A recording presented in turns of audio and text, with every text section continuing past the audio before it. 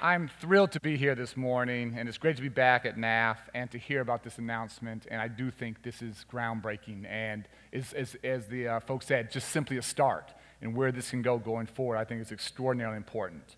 I know everyone here is working hard to keep raising the bar for your organization as a whole, for each academy and your network, and for every single individual student that you serve.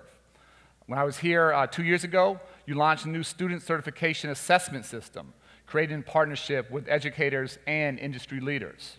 And you set high expectations for students by tying the system to college and career-ready standards.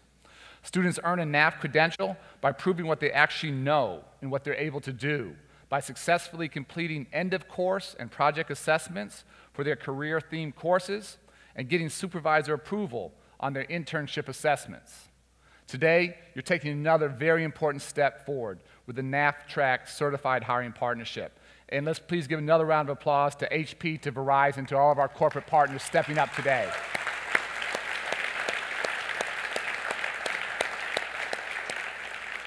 You got two who are with you, you got 10 others who are participating.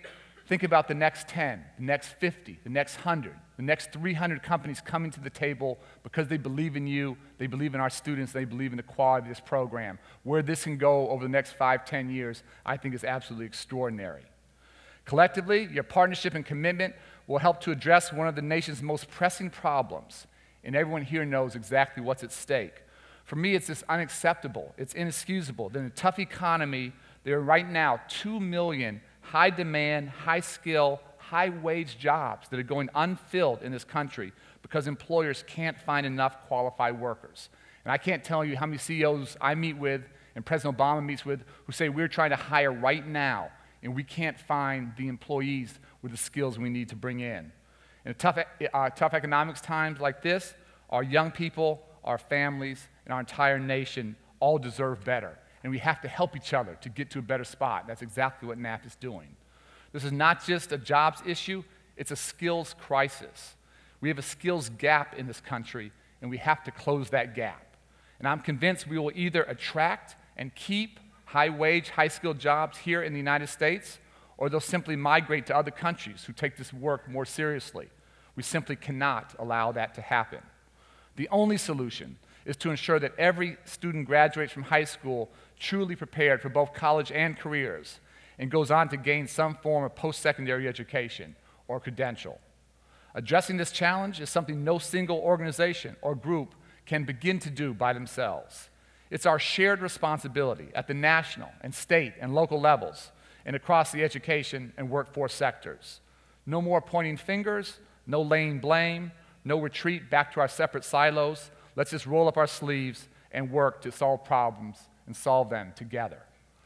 That's why meaningful business and education partnerships like this one that NAF has established is so inspiring to me.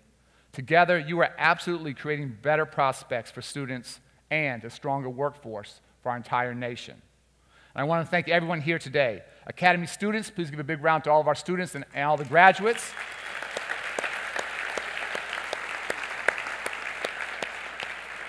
All the extraordinarily committed and hardworking educators and counselors, industry partners, and regional advisory board members for helping to model 21st century learning for 21st century realities.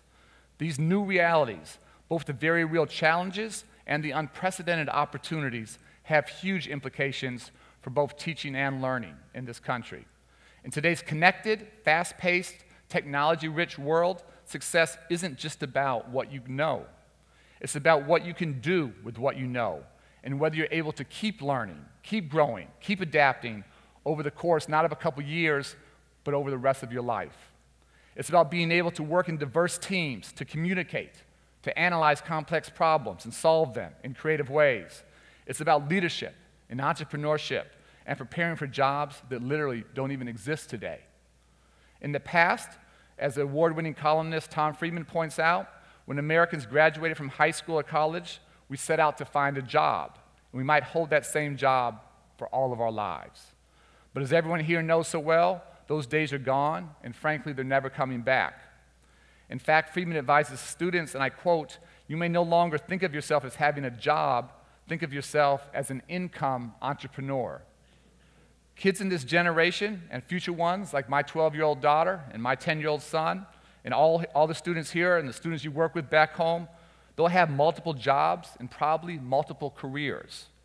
They'll do work we can barely conceive of today, and many will actually invent their work.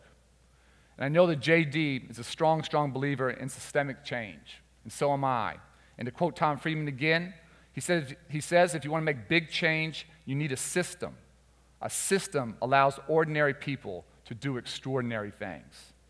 To prepare all of our children for the future that they'll face, we need to bring systemic change to public education across the nation.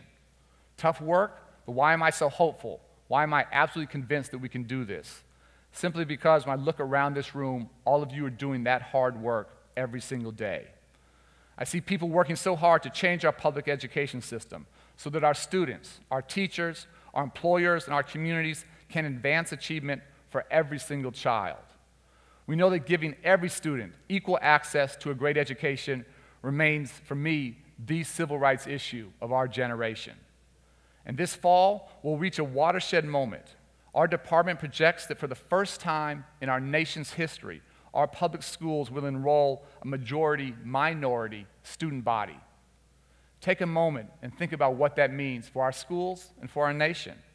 Our shared future depends on better meeting the needs of all students, including our most vulnerable and historically, educationally underserved.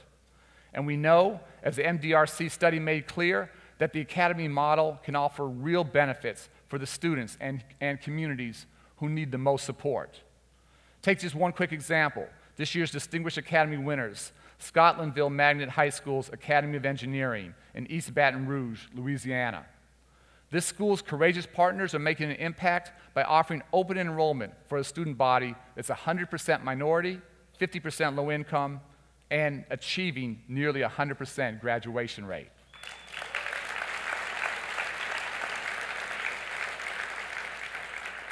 Across the nation, in your 560 NAF academies, 61% of students come from low-income families, 64% from the minority community, and 14% are English language learners. What's more, 98% of your seniors graduate, and of those who go on to college, more than half earn a bachelor's degree on time, as opposed to just 32% nationally. More than half are also the first in their families to attend college, and we know that changes the trajectory not just of their lives, but of their families for generations to come. Please give yourselves a huge round of applause.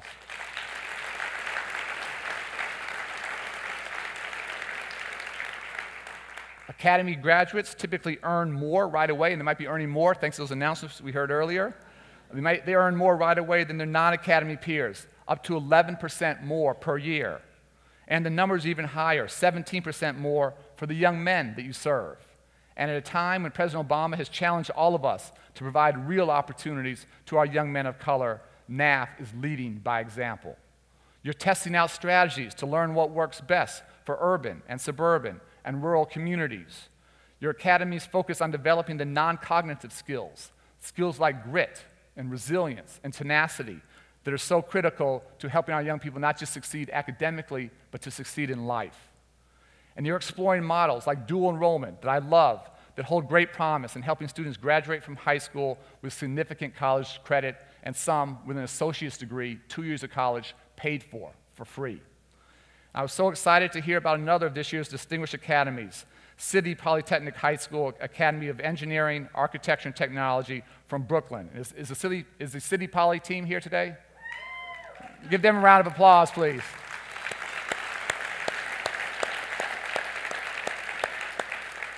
They are showing all of us what's possible by implementing the longer school day and using an innovative trimester and semester scheduling so students complete high school, listen to this, in 3 years, not 4, and also earn college credit through a partnership with CUNY.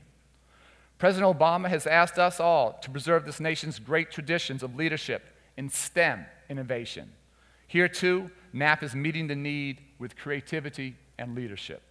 Your career themes include a strong focus on growing fields, high-demand fields, like information technology, health sciences, and engineering. Extraordinary work and leadership like all of yours is proving the power of great ideas. And I say all the time, the great ideas will never come from me or, frankly, from anyone else in Washington. The great ideas come from people like you. But what we can do is we can support and spotlight and spread those great ideas nationally. And that's been our focus ever since President Obama came into office.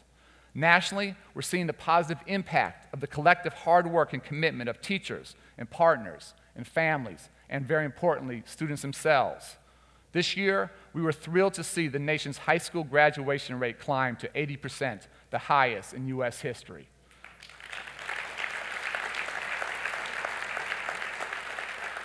We saw the highest ever NAEP reading and math scores for 4th and 8th graders, and we're seeing dropout rates decline dramatically by more than half for Hispanic students and more than a third for African American and low-income students since 2000. Keeping tens of thousands of additional students engaged in their own learning, keeping them in school, as everyone here knows, that's a huge, huge deal. And we're not just seeing higher high school graduation rates, we're seeing record-level college enrollment with especially notable gains for Hispanic students. We should absolutely celebrate and be positive about all that progress. But again, everyone here knows how much more, how much further we still have to go. And at our department, we'll keep working hard to support the types of proven models that you guys individually and collectively are implementing. Based on input from the field, we've released our blueprint to reauthorize the Perkins Act to transform career and technical education through a $1 billion annual budget.